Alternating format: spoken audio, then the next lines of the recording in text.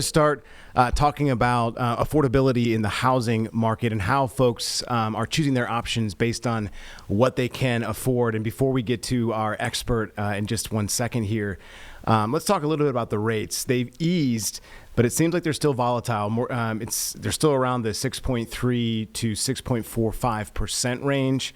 So still not a bad percentage point where we're at, but obviously nowhere near the 3 and 4% we saw, during COVID times, which we may never ever see again. But it has seemed to kind of stymie the buying process, especially around Charlotte. I've seen homes on the market for longer than they have been. So we're going to bring in our expert right now, talking a little bit more about home buying process. More Americans, it seems like they're living in RVs. If you don't mind kind of introducing who you are, and we'll get rolling here. Yeah, I'm Shannon Pettypiece. I'm a senior policy reporter for NBC News, where I focus on a lot of issues around the economy and cost of living. Perfect little synopsis there. Thank you so much. It's good to have your time. Obviously, Charlotte, it's been a hot buying market over the last couple of years and still kind of seems to be in that phase. We don't have to specify and talk conversationally on that, but it seems like, I'll jump right to the point. Americans are choosing different options, and one of those options seems to be RVs, which I think is fascinating. So let's just break down. I know that's very broad, but talk about the shift you're seeing among Americans who are choosing to live in RVs right now. Yeah, well, when you look at the data and when just based on my reporting, there's growing indications that people are being pushed out of the traditional housing market. Rents have gone up significantly since the pandemic. Housing costs have increased. You were just talking about interest rates. There's sort of a lack of supply of housing. Building hasn't kept up with demand. That's put prices higher. And for people on the middle to lower income spectrum, there are just fewer and fewer places for them in the traditional housing market of rental homes or apartments or being able to purchase a home. So that's left people having to look at these untraditional options. I did a story earlier this year on more people living in long-term extended stay hotels because they can't afford a place to rent. Most recently, I was looking at this issue, as you mentioned, of RVs. People can't afford to buy a home. They can't afford a place to rent. They see RVs as, for some of them, really a last resort form of shelter, where for maybe $7,000, $5,000, they can get a very old RV. They can sort of park that either on federal land and sort of bounce back and forth between some remote areas of federal land where you can park for free. They can park in campsites. So those costs really add up. And some of them can even find longer term RV parks where they're able to pay $500 to $800 a month to park an RV on, though it's still cheaper than what it would be to rent an apartment in some of these markets. So I think these RVs are just a bigger indication of the constraints people are under when it comes to housing costs and sort of the, in some cases, more desperate means people are having to resort to in order to just put a roof over their heads. Yeah, and it's hard to hear because, affordability should be a hallmark of the American life. And I know inflation has, increased things all around. And what we're seeing in home buying also affects renters as well, right? Rent goes up. And so it's kind of something that works hand in hand. So it seems like, relief is not coming. I do want to ask, are these single Americans? Are these Americans with families? I mean, I have 4 kids, and this seems like an awesome opportunity that we could even move around, America in an RV. But what does that look like in terms of the makeup of people who are choosing this option here, Shannon? Yeah, I talked to at least a dozen people who are living full time out of RVs. I mean, they come from all sorts of different backgrounds. I did talk to a man and his wife with 4 boys who were living in an RV for a year. They initially did it after they sold their home. They were looking for a place to buy a long term property. They ended up finding something. They bought the property. The mom and dad still live in the RV, and the sons, who are now grown up, actually live in these sort of tiny houses on the property. So you have people like that who are sort of doing it by choice. It's a lifestyle option for them. But then you have other people I've talked to who were evicted from their house, moved, sold their home, couldn't find anything to buy. And this was sort of a form of housing last resort for them.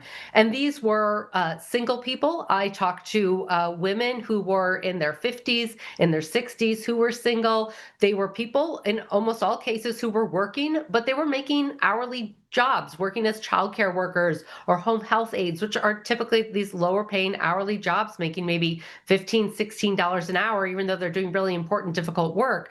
I also talk to seniors, people on Social Security with maybe just a little bit of savings they're trying to stretch, who are trying to live off that Social Security. And I also talk to families. I talked to one mother with two kids.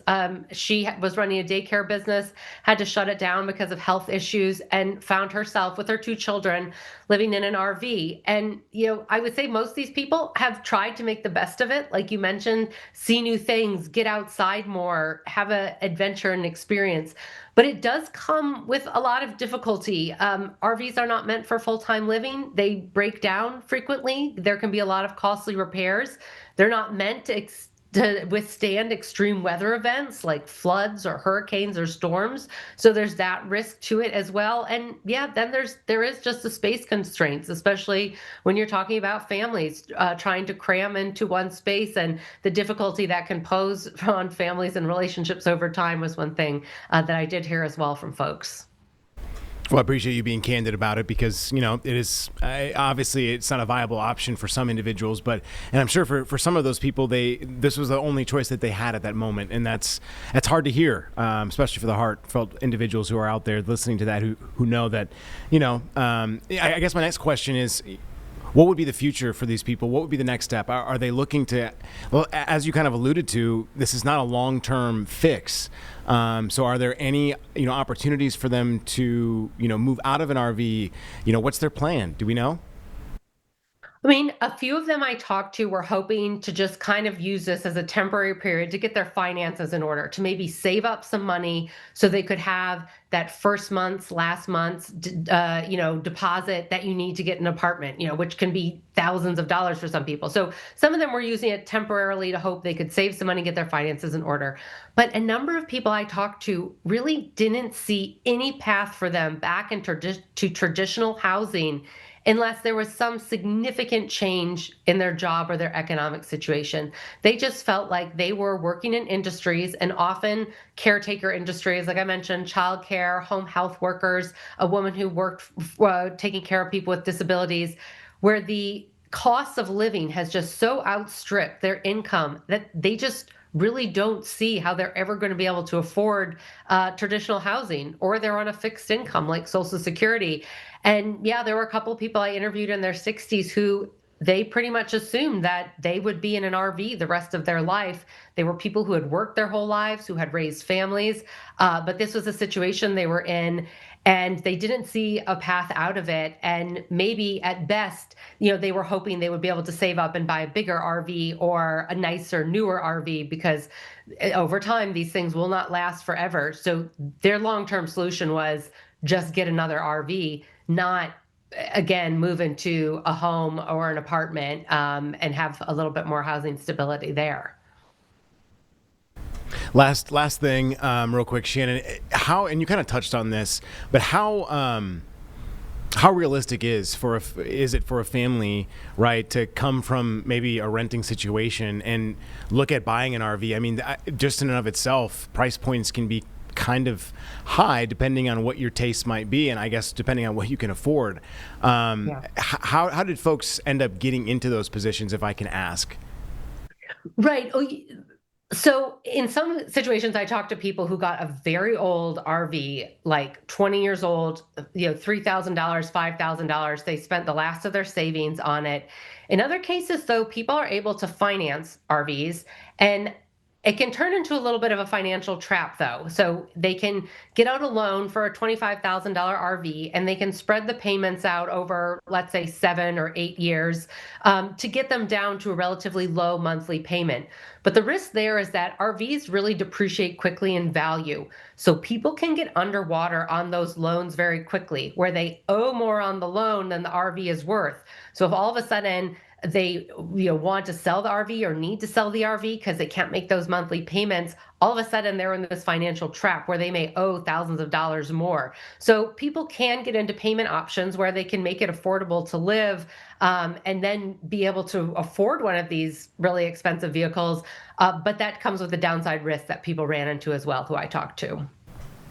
Hey Shannon, this is Jeb here. I have a question kind of hitting on the point you just made. In your article, you outlined that there are a lot of unexpected costs and quote unquote traps that families will run into.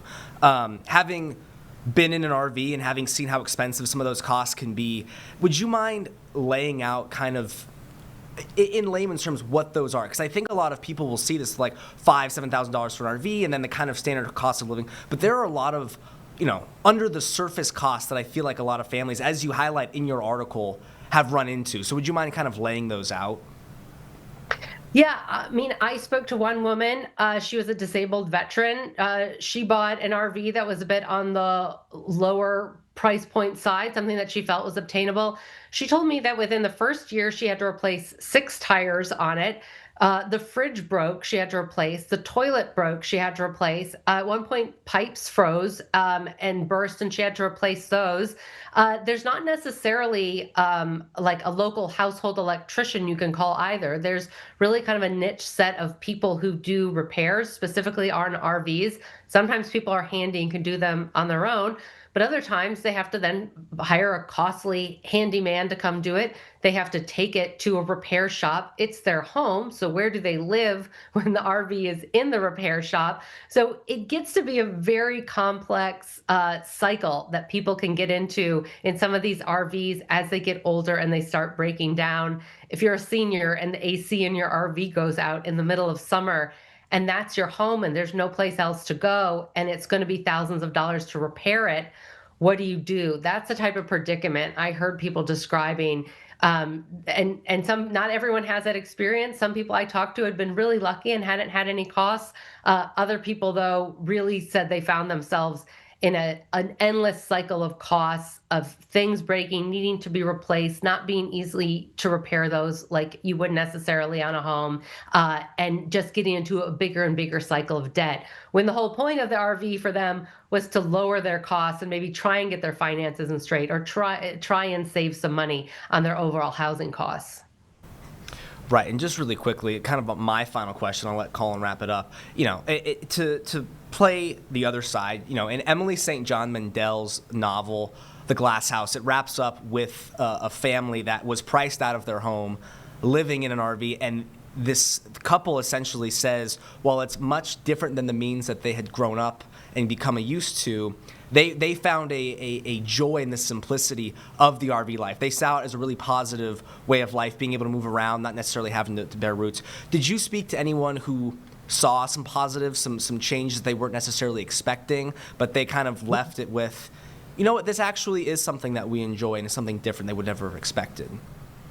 Yeah, I mean, I certainly did. And with the rise of remote work too, it is a lifestyle people are choosing, this sort of nomadic lifestyle of being able to choose around and feeling free from your possessions. People told me, having the ability to go different places. If you don't like your neighbors, you can just pack up and move. So I did definitely talk to people about a lot of benefits. And the one mother I mentioned earlier, living with their kids, she had been through a lot of struggles. She was making the best of it. Her son had really embraced it, and he felt like he was no longer just shut in his room playing video games all day anymore. He was outside on his scooter, fishing, going in the woods, learning to cook, spending more time with his mom and his sister now that they were all in this little cramped space. And they were all things that he enjoyed, and he didn't even miss his video games anymore. And, so for him, it was, he viewed it and characterized it as a really positive transformation. And of course, kids always way more adaptable than we realize in every situation. But there are definitely positives people have found from it as well. And then for some people, certainly it is a choice and it's a lifestyle they'll choose. And maybe at some time they'll sell the RV and move back into a house. But I definitely talk to people who were definitely enjoying this as well. Yeah, I certainly hope that more Americans have an opportunity if they want to buy a home, because it is such a freeing feeling and such a blessing. So I appreciate your time, Shannon Pettypiece with NBC. Shannon, thanks so much. Such an awesome story that I know is not right for everybody, but maybe somebody out there hearing this may be thinking about it could be right for them. So I appreciate your time. Thank you.